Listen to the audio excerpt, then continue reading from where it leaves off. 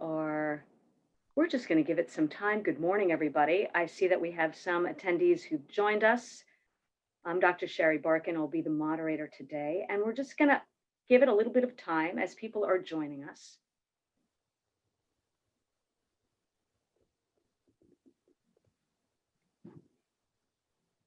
And Dr. Mora, I'll ask if you go off camera for now, and then when I introduce you, if you'll come back on. Thank you so much. Perfect. Nice picture. I need one of those. Great. So I know that Laura is just letting our attendees in. Good morning or afternoon or evening, depending on what time zone and where you are in the world. We're just going to give this just another moment as people continue to join us.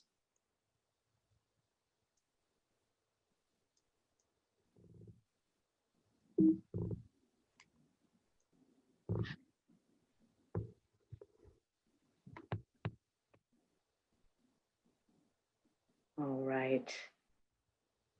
So we are just at about time now, and I really value everyone's time, as well as our speakers who have been kind enough to join us today. Welcome to our continued webinar series in conducting life course research. This is supported in part by the Life Course Intervention Research Network. Today, we will be discussing building the Life Course Toolkit for microsimulations to complexity science-informed interventions. My name is Sherry Barkin. I'm a professor of pediatrics at the Vanderbilt University Medical Center. I'm a co-investigator of our Vanderbilt Institute of Clinical and Translational Research, a physician scientist in life course research, and one of the 3 co-leads developing this Life Course Research Visual Toolkit as part of the NCAT Lifespan Enterprise Committee. I'd like to thank our 2 other co-leads, Dr. Heidi Hansen from the University of Utah and Dr. Rick Kaskell from Mount Sinai. Now on to today's webinar topic. Complex systems approaches can be used to identify, implement, and improve interventions aimed at achieving health across the life course. Today's webinar focuses on how we can move from research findings to long-term sustainable change. This is a key component to translational life course research. We are delighted to have 2 experts joining us today as we explore this further. Each speaker will have about 20 minutes with 5 to 10 minutes of facilitated questions and answers following each of their presentations. We ask all of you as participants to please include any questions you have in our chat box feature. Do that as you have your questions. We'll have a facilitated discussion at the end of presentations. Now, it is my great pleasure to introduce our speakers today. We have 2 speakers, and I'll introduce them right before each of their presentations. I am delighted to welcome our first speaker, Dr. Roch Nianogo. He's an assistant professor in the Department of Epidemiology at the UCLA Fielding School of Public Health. As a physician scientist, he strives to help reduce the burden of preventable chronic disease and promote the health and well-being of the population. He recognizes this goal is unattainable without a thorough understanding about how the complex factors shape disease risk differently and affect vulnerable populations. He aims to move the field forward by developing and applying cutting-edge epidemiologic and causal inference methods, as well as computational modeling and simulation tools that you'll hear more about today. This allows us, using tools such as this, to translate research evidence into effective clinical, public health, and policy interventions. His work focuses on the prevention and treatment of chronic diseases, the improvement of healthcare quality, and the reduction of health disparities worldwide. Welcome, Dr. Nianogo. Thank you very much, Sharon. And thanks again for this wonderful introduction. So today I'm very excited to talk to you about something I'm very passionate about, which is using microsimulation models to estimate the population impact of public health interventions on type 2 diabetes. So the way we're going to go about it is, first, we're going to motivate and talk about why we actually need simulation models. And second, we're going to try to show you how to implement it if you were to do it yourself. So why do we need simulation models? All right, so we need to back up a little bit and talk about, in the broader sense, in epidemiology and in science, we're usually very interested in cause and effect. That's taking a medication, reduce my headache. Would exercising reduce my risk of cardiovascular disease. That's changing a certain exposure X, reduce or change my outcome Y. And to do so, we need to be able to compare two scenarios. So on the one hand, we need to expose a certain individual to a certain exposure, and then unexpose them at the same time. I know you might be scratching your head because that's virtually impossible unless you have some time travel. But we could use what we call counterfactual language, basically meaning we need to be able to compare what happens and what would have happened under certain different exposure status. But the closest way that we can get to it is by using randomized controlled trials so that the groups are exchangeable. But randomized controlled trials, although they're great, they're the gold standards, they're not always feasible and practical, and sometimes they're very costly. And as you know, the time to follow up patients or the population may not be that long. And lastly, they're not always generalizable to the population of interest, just because we have so many strict inclusion and exclusion criteria. And so we can use other experimental designs that I like to propose to you. One is quasi-experimental study designs, or again, virtual experiments. So quasi-experimental study designs, basically, unlike randomized experiments, where the investigator has the ability to control the assignment of interventions, in natural experiments, for example, investigators, they do not have the control of the assignment of interventions. They basically find some variability in some policies over time, and basically analyze data to be able to come up with certain conclusions. However, as you can imagine, even that sometimes is not even possible because such policies have not been yet implemented.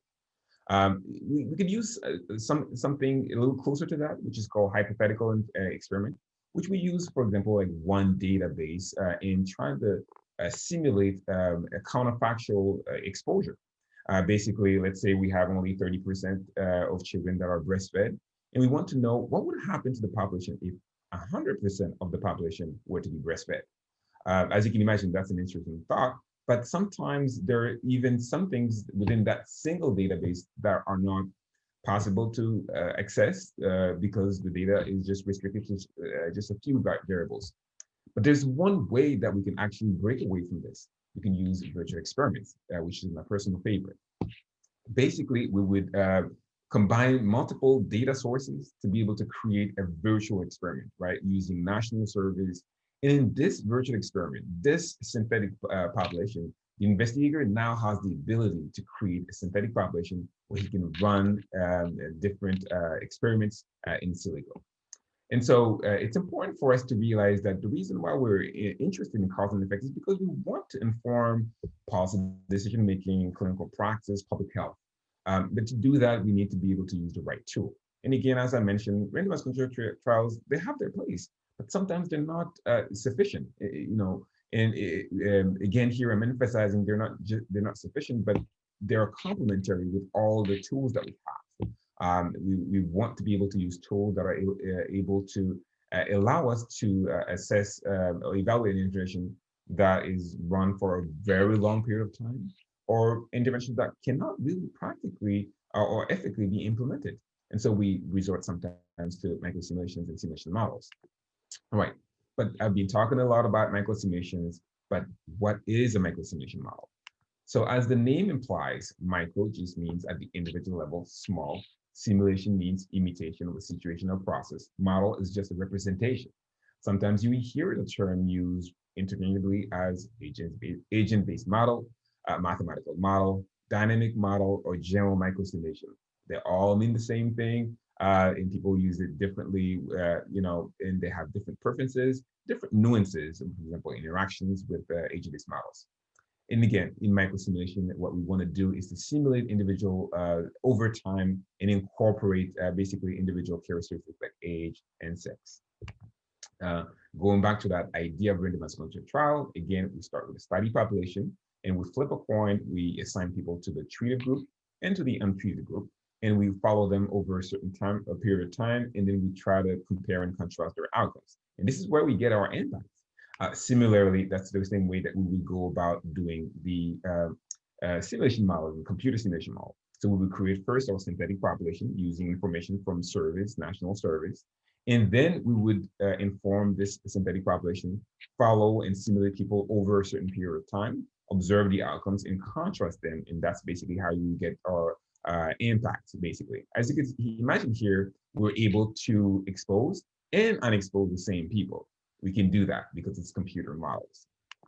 All right, when do we use it, right? So we use it mainly in two big categories. The first one is when we want to test assumptions, especially within the observational purpose, but sometimes we want to use it because we want to intervene. We want to evaluate the effect of particular exposure or interventions. And so going back to that idea of just wanting to observe, imagine we just wanted to see what would happen, for example, for a novel, for example, coronary disease, pandemic. We can try to use simulation to see what would happen in time if things were to remain the same.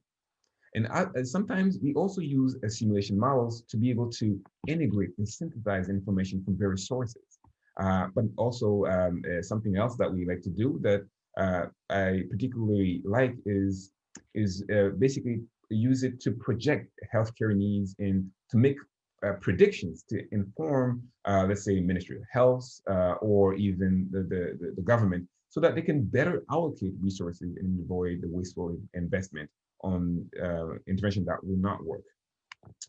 And we have the other category of interventional purposes, when we actually evaluate the impact, meaning the cost effectiveness or even the effectiveness of public health interventions on a given outcome model. You're essentially asking the question, what would happen to the population outcome level if we were to intervene in exposure? This is basically the counterfactual. And you can think about as randomized controlled trials in an artificial settings, where we can evaluate interventions that cannot be tested in randomized controlled trials, either ethically or practically. And we can evaluate the impact of hypothetical interventions before it's actually implemented in real life. We can explore intended and unintended consequences, and we can also explore the trade-offs among interventions. And this is really important. And then, but as all methods, there are some advantages and some disadvantages. Some of the advantages include that they're faster, they're cheaper, just because they use existing literature, existing data. We don't have to primarily collect the data. They also are flexible because they allow for a long-time follow-up for the patient, however long you want. They allow you to implement in a large real-size population. They allow the researcher to also design complex interventions, very nuanced, something that you would not necessarily be able to do in real life. They also allow you to adjust and refine and optimize basically interventions. But as you know, as all methods, they do also have some disadvantages. They require large amounts of data, highly computational, very difficult in calibrating, and sometimes they have limited scope for reuse, and sometimes they're very complex to implement. All right, so now we're going to switch. Now that we've talked about why we actually need simulation models, we're going to talk about how we implement microsimulation models. Again, this subscribes to the same scientific method, right? We ask a question, we identify a problem, we ask a question, we construct a hypothesis, we conduct the experiment, we draw a conclusion, and we report the results. So same thing. But now the simulation model actually is actually part of the conducting of the experiment and identifying the method.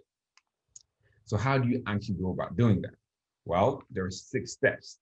First, you design the model scope and the model scope basically.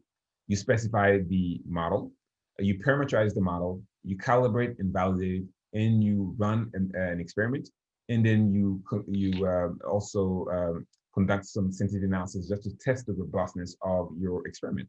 But we'll go into detail for each of these steps.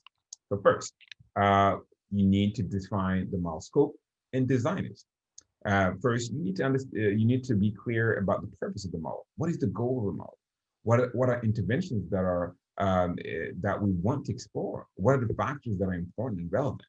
And again, you want to do it in a manner that involves all the stakeholders, like focus group, panel discussions, such that everyone is involved in the decision-making process. And then now you can draw a causal diagram or even a directed acyclic graph to really incorporate all the ideas that people have talked about. You know, I have here like a very brief example, but we'll go later in an example, you know, of the research that I've conducted. All right, so you specify the model, you basically define the structure of the model, basically the backbone of the model. You define the attributes, the population size, the sociodemographics, the age, the sex, the behaviors, and the outcomes that you are interested in. You define what environment you would like this to happen. And most importantly, you have to decide on the decision rules. Decision rules are really important because if they're wrong, your model is wrong. Same is for the parameters. If they're wrong, the models can be wrong. But again, remember, all models are wrong, but some are useful, right? So again, here, we're going to be using different rules, such as the ones that are based on regression models, differential equations, or even just conditional statements, if and then. If the condition is true, then do something else, do something else, all right? And then now we're going to parametrize the model, which means we're going to be assigning real value to the variables that were empty, right? And then to do that, we need to do a systematic literature search of the literature. We can do peer review. There are many types of level of evidence, right? We could use meta-analyses, systematic reviews, randomized controlled trials, and course studies. We can also use cross-sectional studies when we don't have, you know, randomized controlled trials data or even meta-analyses. Sometimes we might have to analyze internal data that are private or public. And the reason we're calling evidence level 3 is just because it's data that has not been, you know, research that has not been published on that.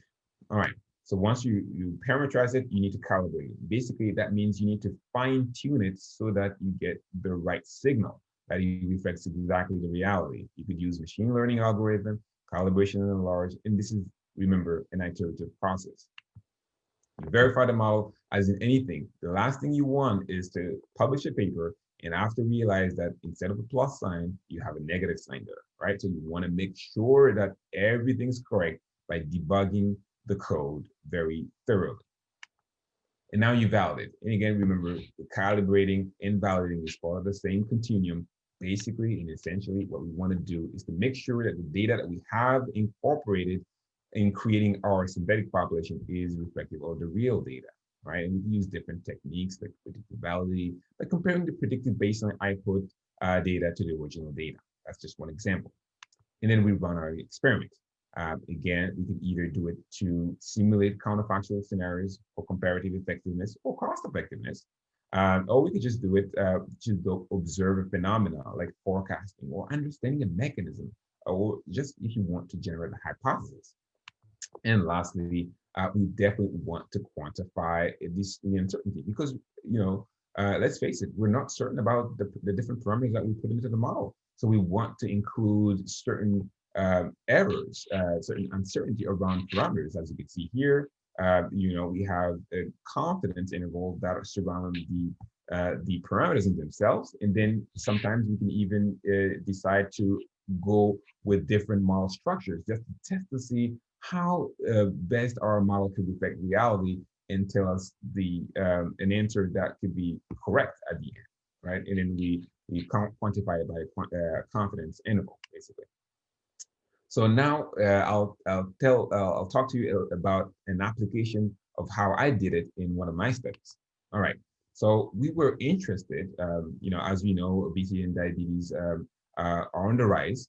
And we wanted to know, you know, what happens if there are interventions that we need to focus more, just because we noticed that there are major efforts that have been conducted by Los Angeles County to curb the epidemic, but you know, somehow it's still on the rise. We need to figure out what is the best way to do it. So we wanted to evaluate the potential impact and long-term effectiveness of environmental and behavioral public health interventions on type 2 diabetes. Here, what we did, we first talked to researchers to kind of come up with like a causal diagrams. As you can see here on the left side here, a very complex one that involves a lot of behaviors, a lot of environmental variables, and a lot of outcomes here. And we put all of that into a model. We define then the different attributes like social demographics, age, sex, race, socioeconomic status, different behaviors like physical activity, fast food consumption, fresh vegetables, and the outcome of interest, body mass index and type 2 diabetes.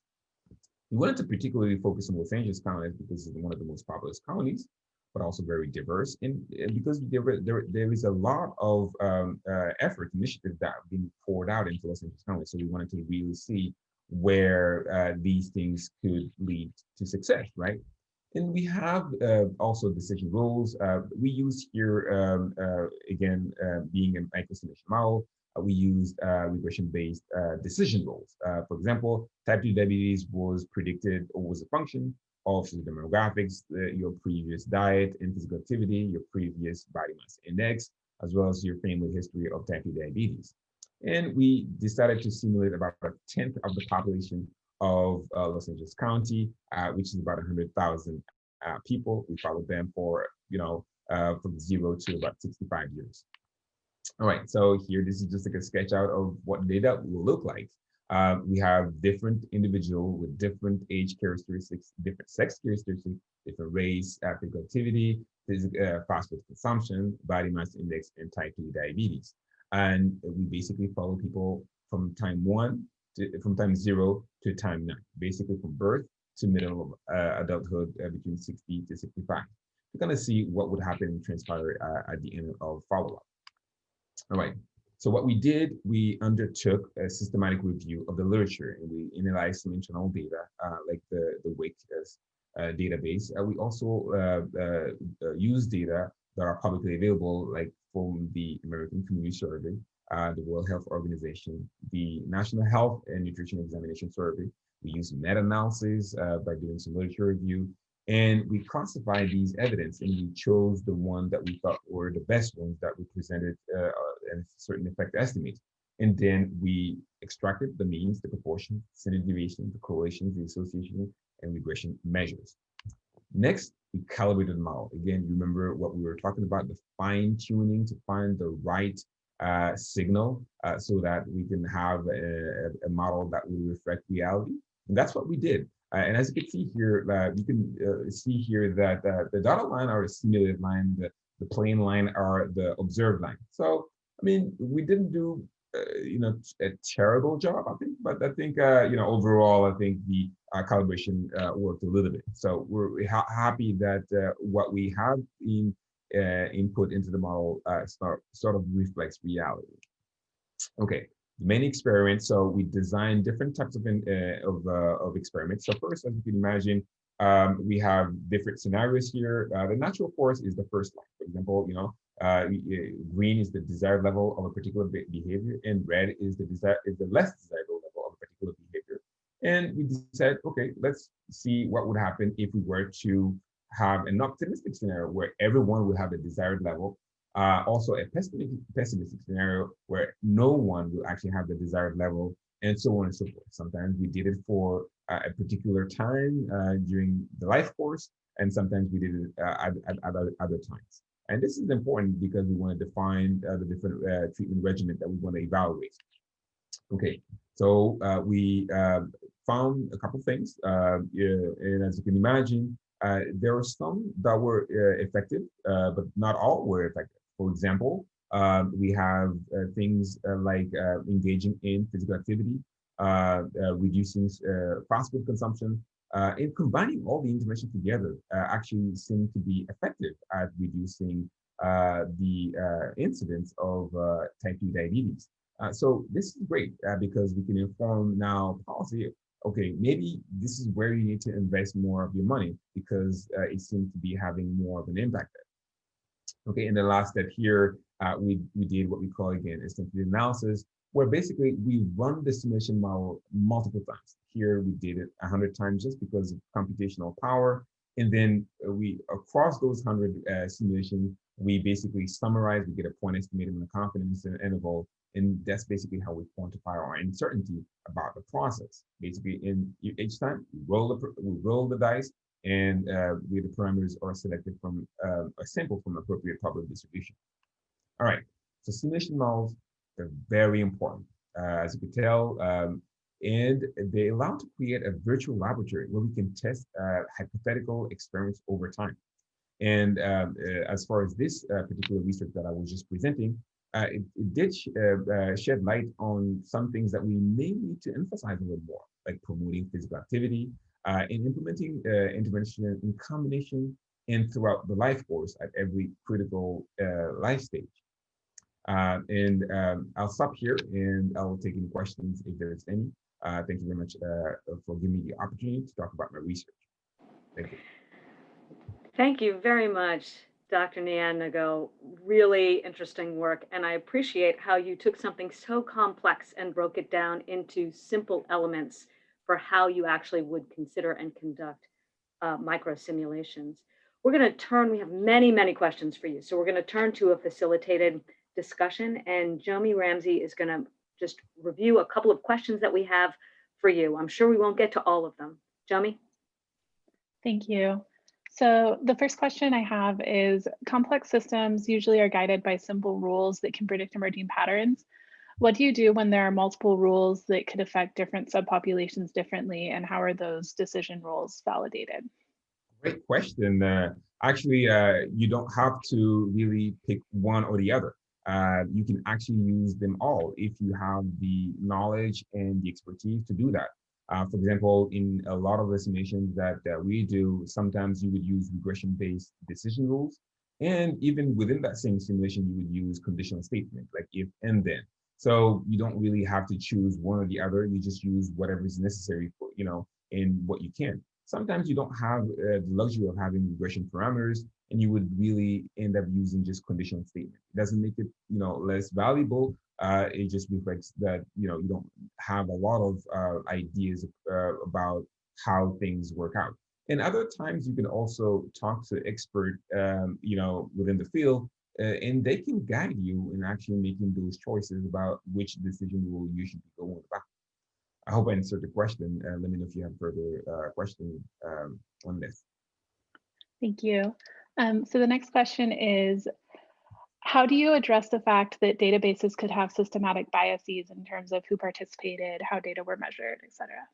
Oh, that's another very interesting and important question. And one of the things that I didn't mention, and I should have mentioned that, is you're right that in thinking that if the data that you use is biased, obviously your conclusion might be influenced by this, and that's unfortunate. And that's what happened also, for policy decision making when they use even data from observational studies or even randomized controlled trial. If there's something there that is biased, it'll just carry over the policy decision making. That's why we actually use uncertainty and sensitivity analysis. Sometimes we're not certain about it, but sometimes we do a couple of things. One, we can try to see the importance. We use it typically in what we call univariate sensitivity analysis, where we vary one parameter and see how it influences the results. And for example, if you're not sure about that particular parameter, you can vary it from, let's say a minimum to a maximum and see how that impacts your results. And you can quantify this in seeing if it's a wide range or at a very narrow range. If it's a narrow, you can say, even if it's biased, I'm willing to take the chance because doesn't impact too much my result. But if it's too wide, then you might want to report that actually this particular parameter is, the model is very sensitive to that particular parameter. And we may want to look for better sources, but at least putting it out there so that if anyone has a better estimate, they can provide it either to you, or they can build the model and use another better parameter. But that's a valid concern. Thank you. And then, are there ways you can have your model learn as the interventions are rolled out? And what types of feedback loops do you normally consider when you're designing your models? So that's another good question. Here, I'll start with the last one. So basically, you can use feedback loops. One of the loops that I've used, feedback loops here, is the impact of the relationship between physical activity and body mass index, right? So as your weight increases, some studies have shown that maybe you would tend to exercise a little less, right? So there is a certain feedback loop between physical activity and your body mass index. Other times, this is basically when you're thinking within individual. It can also be inter-individual, right? Especially when you're talking about people being affected by their surroundings, and their surrounding being also affected by you as an individual. And so feedback are very important, and usually it's really about what affects what at different times. But you can certainly incorporate it in all the different interventions that you're simulating. And to be a little more realistic, you need to incorporate some level of feedback. I hope I answered the question. Let me know if that was clear. Perfect. That was great. Thank you. The last question I think we have time for is, can we combine this approach with data from a clinical trial or meta-analysis to model effects within subgroups?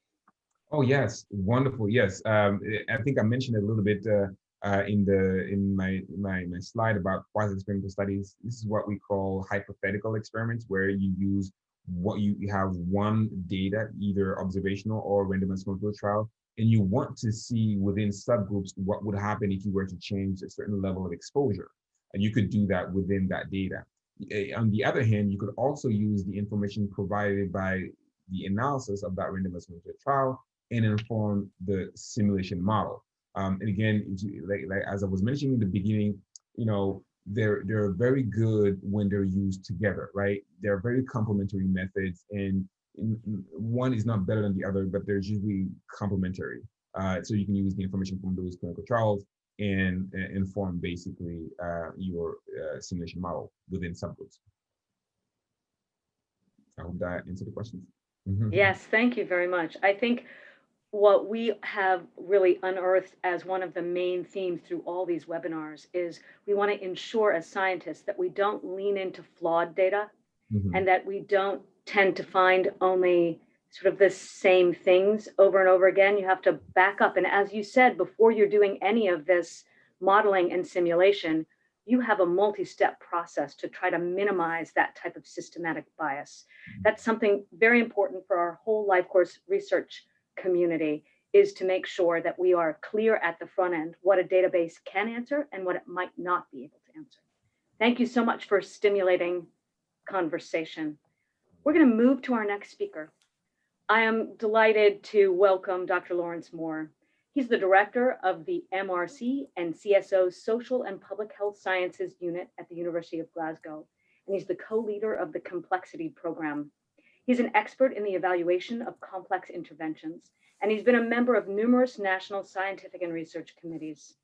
As a social scientist and a statistician, he aims to conduct research that has a real impact on the health and well-being of populations and reduce health inequalities across the globe. He's realizing this goal by leading multidisciplinary teams in the design and application of mixed method evaluations of interventions and public health programs. He hopes that by working with decision makers, practitioners, and the public, that his work will identify interventions and policies that can have an effective and sustained impact on health and well-being, especially among those most in need. We are so delighted that he's here to share his expertise with us. Dr. Moore. Well, thank you, Sherry, for the introduction, and thank you to the committee for the invitation and opportunity to present to you today. I'm first going to speak about some of the motivations and challenges that complexity and complex systems thinking provide for intervention research. I'll introduce that by talking about guidance that we've had in the United Kingdom that was initially published in 2000 and has been updated since then. And I've recently been working on a further update to that guidance, which isn't published yet, but I'll return to that at the end of the talk.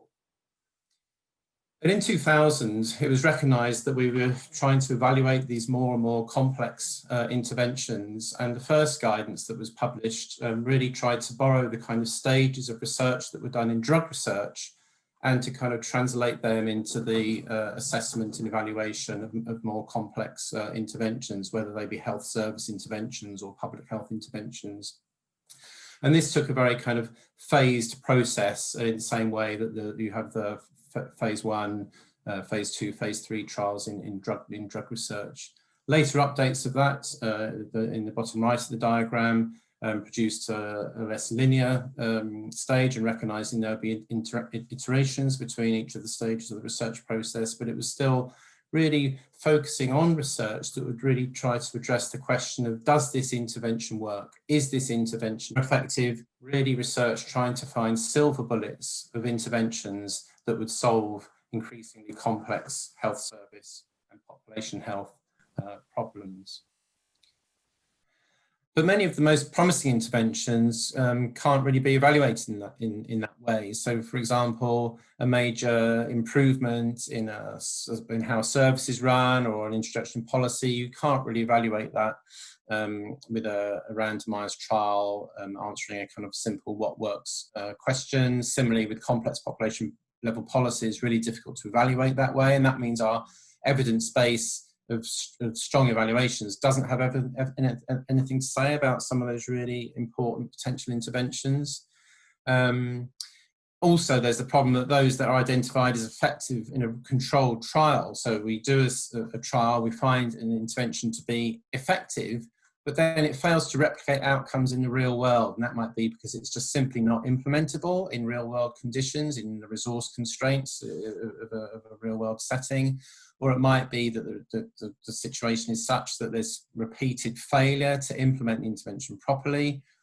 Or it might be that it only works in very certain sort of contexts and it's not transferable across different contexts. So your supposedly effective intervention is only effective in a very limited number of settings. And then finally, it might be that an intervention that's worked and been found to be effective in a research setting, actually when it's implemented in a real world system, actually brings about kind of feedback effects and responses from the system that then kind of dilute the intervention. So although to some extent it's potentially effective, actually the system adjusts around it and therefore other effects emerge and that aren't beneficial. So essentially this kind of means that the stages of research that we have that have been based on drug trial interventions that have been adapted to complicated interventions have tended to produce a production line of effective interventions that very often don't actually work in the real world. So really, this might be a problem in the way in which they've thought about complexity. If we think about complexity in terms of the intervention itself, it might be that we think of a simple intervention, such as in this case, flat pack furniture. So wherever you are in the world, whether you're in the United Kingdom or the United States or Australia, you can go to your nearest branch of IKEA. You can buy flat pack furniture, say your Billy bookcase, and you take it home, you unpack the pack, you follow the instructions, which just have pictures to follow, no difficult language. And then wherever you are in the world, you will then produce the same bit of furniture, the same Billy bookcase. The exact design furniture will be reproduced in a highly standardized form. That is a simple intervention. But a lot of the interventions that we talk about as being complex interventions are really just an extension of that simplicity. So they're complicated, and one of the most complicated things you can think of is a rocket, the Apollo Saturn rockets that were sent up to the moon to land on or orbit the moon. They were made up of many, many parts, really, really complicated. But actually, once they had worked out how those parts worked together, again, there was quite a high degree of certainty of the outcome. So as long as the weather was okay, the rocket would launch from Cape Canaveral, it would reach the moon, land on the moon, orbit the moon, and then return down to a fairly predictable part of the Pacific Ocean a few days later. So really, really complicated, but in a sense not that complex, because it was just a number of components that would act together in a predictable way. A good example of a really complex intervention is how you might raise a child. Now, I have 2 children, and I know for a fact that just giving the 2 children the same inputs does not produce the same outcomes. Those 2 children are very different. They've also had very, very different experiences. They have different friendship groups. Different things have happened to them that mean that they respond in a very different way to the same set of inputs that you give them. And so to intervene effectively in raising a child, you have to be adaptive, you have to be flexible, you have to throw away your formulae and you have to recognize that what you do for each child at each particular time point must be adapted to the particular circumstances and responses and characteristics of that child. There is always an uncertainty of outcome, and there has to be a variation in practice. So interventions that we have in public health and in health services research are not simple, and they're not just complicated with many components. They're actually often very complex. And these complex interventions cannot be divided into discrete sets of actions with predictable, stable, and linear consequences like we can with a complicated or simple intervention, but often they involve emergent, unpredictable properties and non-linear associations between components and between those components and the wider environment. And they then generate different outcomes in ways we can't easily predict using standard linear experimental methods. And it's also important to recognize the complexity does not just lie solely in the intervention. So we can also have simple interventions that are really complex to understand in how they work, because they depend on, for their effects, they depend on how they interact into the wider system.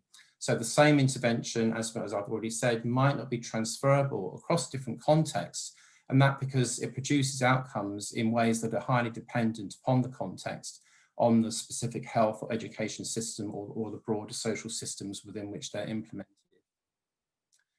So a systems approach really recognizes that it takes the focus away from answering questions of effectiveness. It takes the focus away of just thinking about the intervention, but you think about the broader system, the system being a set of things that interact and are interconnected in many ways and produce their own patterns of behavior over time. And so our research question to try and identify things that are going to make a difference should be less about identifying what works, but actually identifying what contributes to improving the system in a positive way, and conceiving of interventions as interruptions in systems rather than just linear inputs and outputs. And if we do so, we understand that outcomes emerge from the interaction of the parts of a system in ways that cannot be predicted from the properties of the individual parts, and breaking it down into its individual entities won't really help us understand how that intervention is going to influence the whole system. And that means we tend to move away from one-off brief interventions to much more systemic, sustained interventions that are aiming to bring about change in these kind of either closed or open systems. Now, this is really difficult to do. There's lots of papers saying we need to think about interventions in this way. We need to take complex systems approaches to evaluation, but it's sort of easier said than done.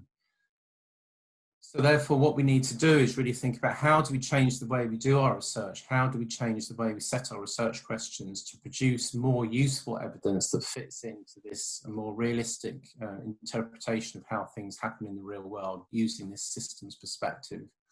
So we need to develop research questions which take into account the wider contextual factors that influence an intervention.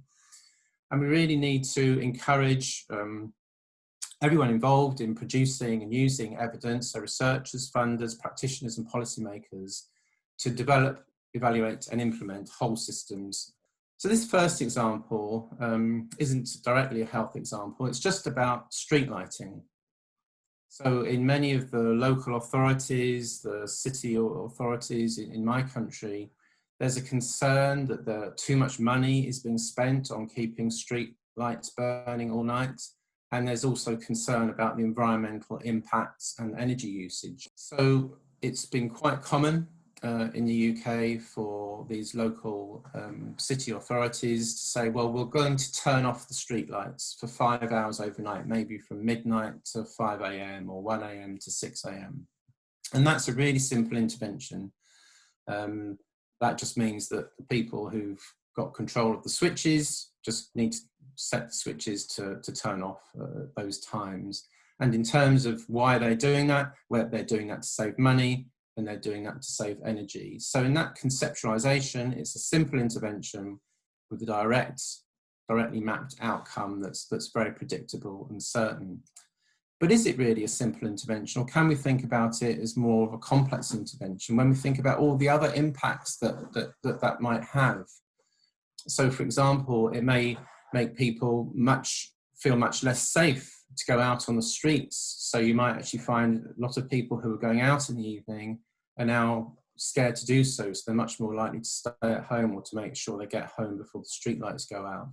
You might find crime going up because more people are able to come out at night time and break into people's houses or break into people's cars in the dark and get away with that. It might also have an impact on the number of accidents. So it might be that people walking on the sidewalks are more likely to get hit or injured because the lights are not there. So this apparently simple intervention that's being conceived of by the people who have control over it, just as something simple, turn off the lights, save money, save energy, is actually having much bigger kind of system effects with some positive but also some negative health and social outcomes. So it's changing the way that social system is working within the areas. Another example closer to health is this UK soft drinks industry levy. And this was introduced a year or so ago in the United Kingdom, where the government increased the tax. They imposed a levy on soda and other drinks that had a very high sugar content. And you might just think about this in a very simplistic way, that by doing so, they would make high sugar drinks more expensive. This would reduce the demand and perhaps encourage some people to switch to low sugar drinks, sugar-free drinks, and that might have good impacts on health outcomes such as weight and obesity. However, for thinking of it in a very kind of linear way like that, the original kind of intention of the policy might have mainly focused on this kind of chain of events. But what might be the unintended consequence? Or might be, there may be a whole range of different kind of factors that are going on to feedback, emergence, substitution, a whole range of dynamic effects within the system that responds to the introduction of the sugar tax in ways that are perhaps slightly more difficult to predict, and other things that change over time, particularly the reduction in sugar in consumption and the reduction in weight that was intended from a health perspective. Our colleagues in the UK, a team led by Martin White, a colleague of mine, they went and did a complex systems map of this intervention. There were lots and lots of different factors that might influence how this increase in sugar tax would bring about any kind of desirable or undesirable change. And this was their system map. And we might look at that and think, well, that's very impressive because that helps us understand a complex kind of system of how the sugar tax might affect health. But actually it's way too complex for us to do a useful evaluation. But that's not necessarily right, because what they've then done is they've conducted a number of separate evaluations of different parts of that system. One of them was published fairly recently, so that's where they just focused very much on what happened to the products as a result, or perhaps in anticipation of the sugar tax. And they found very strong evidence that just because the sugar tax was being introduced, the manufacturers made a big change to the formulation of the drinks. They reduced the sugar content of most of the high sugar drinks, which meant that they weren't liable for the tax, and therefore the price of drinks didn't change a great deal, but what did change was sugar content. So this is an example of how the focus of evaluation and the evaluation questions that are being asked are being changed by taking that system's context into account and seeing the feedback from the impending introduction of the sugar tax actually feeding back to the formulation of the product. They did some systems mapping and identified all of these different things that could be affected by, but also influence the effects that sugar tax. Third example, so this is an example of a really truly complex systems intervention, and this is community development kind of intervention approaches, community-based participatory intervention, as it may be called in America, where you actually introduce a set of processes in which you go through in each of your communities to try and identify key stakeholders, identify their priorities, develop a trust amongst that group, and identify the key actions that can be taken forward in partnership by that group of stakeholders who are working together to bring about change. It means you have real ownership of the community and key organisations in the community in what they're doing, and that any change that comes about is embedded and sustained. So it's a real kind of systems approach, a systemic approach to intervening.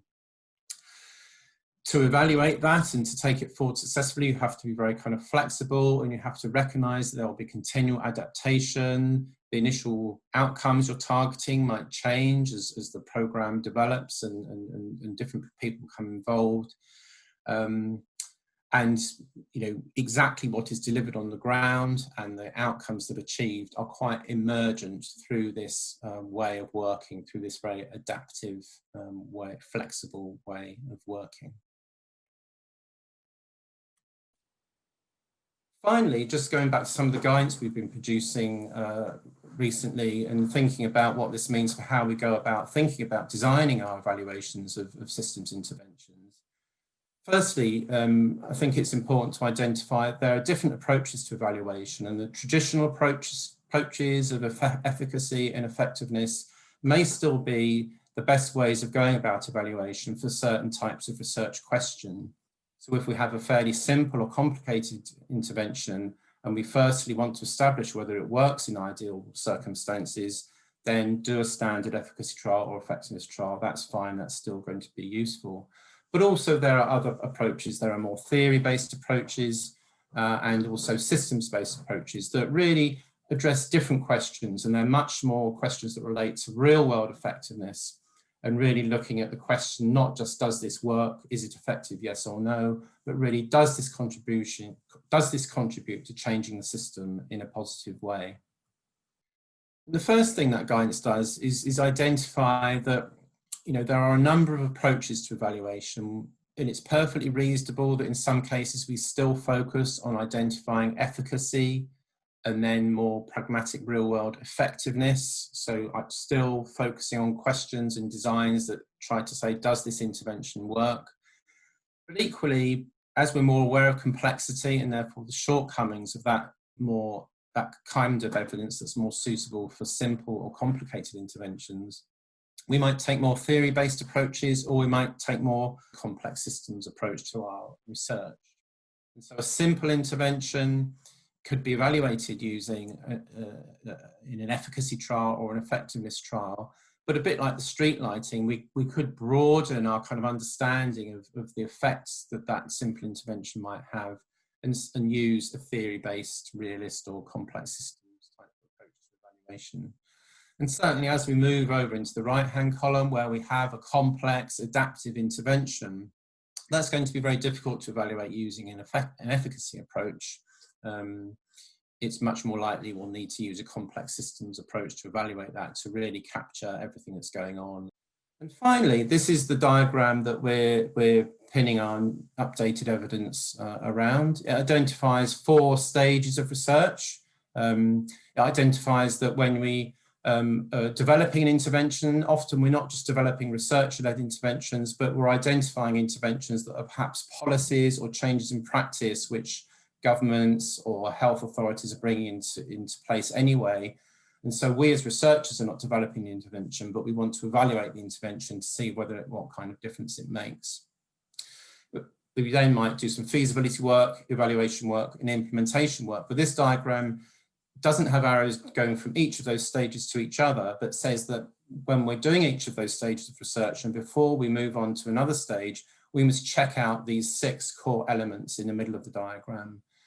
And this is really saying we need to consider context. We can't just think about the intervention, we need to think about the context, the wider system, in terms of thinking about how we evaluate and how we conceive of thinking about how the intervention is going to bring about change. We should develop, refine, and continually retest our theory about how the program will produce outcomes.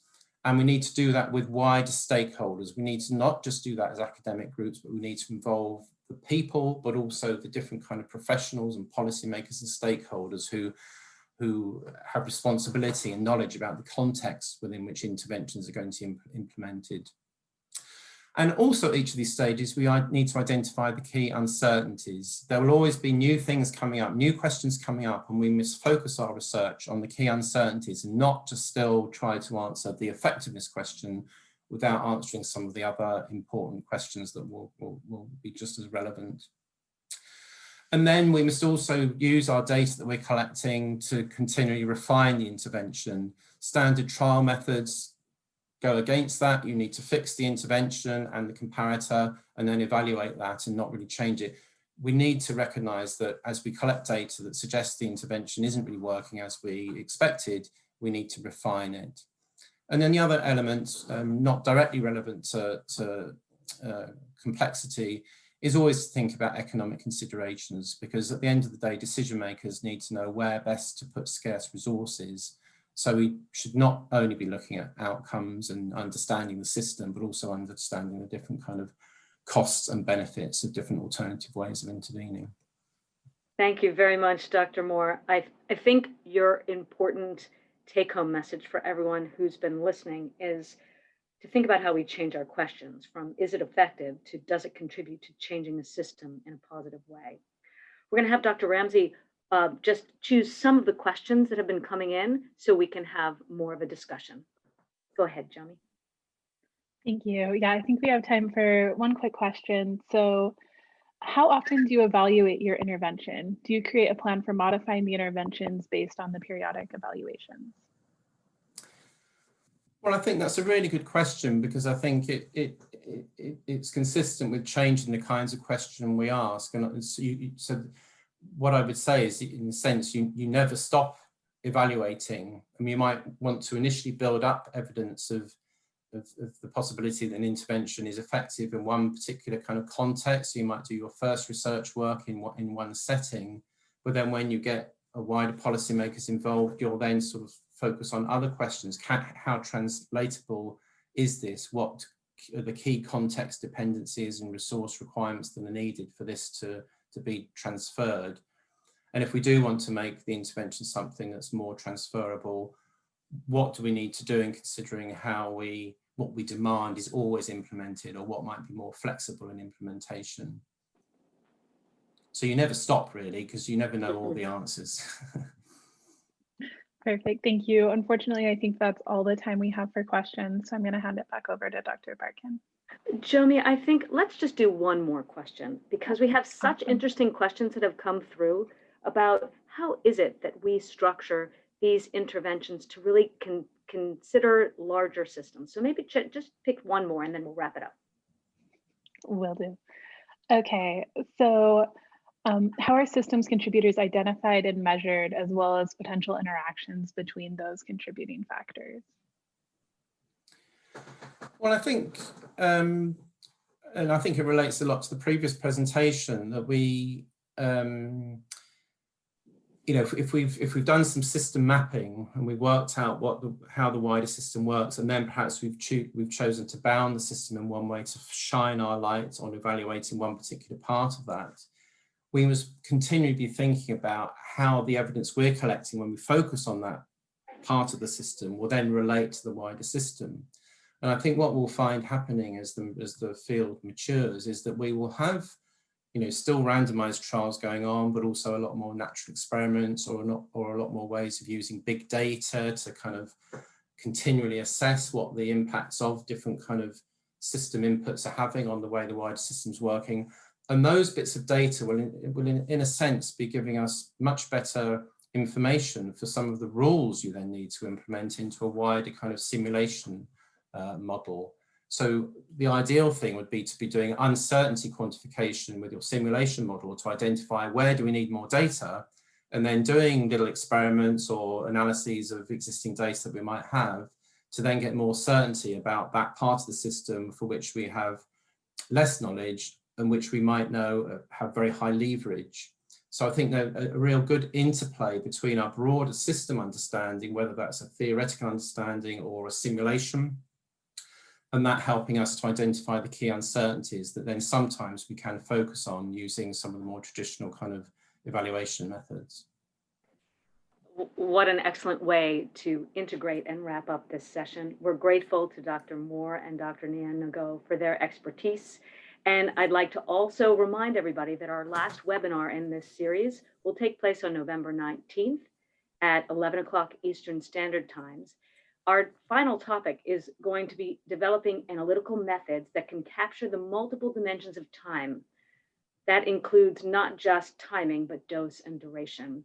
We look forward to you joining us then. And thanks again for your participation and to our experts. Have a great day, everybody. Thank you.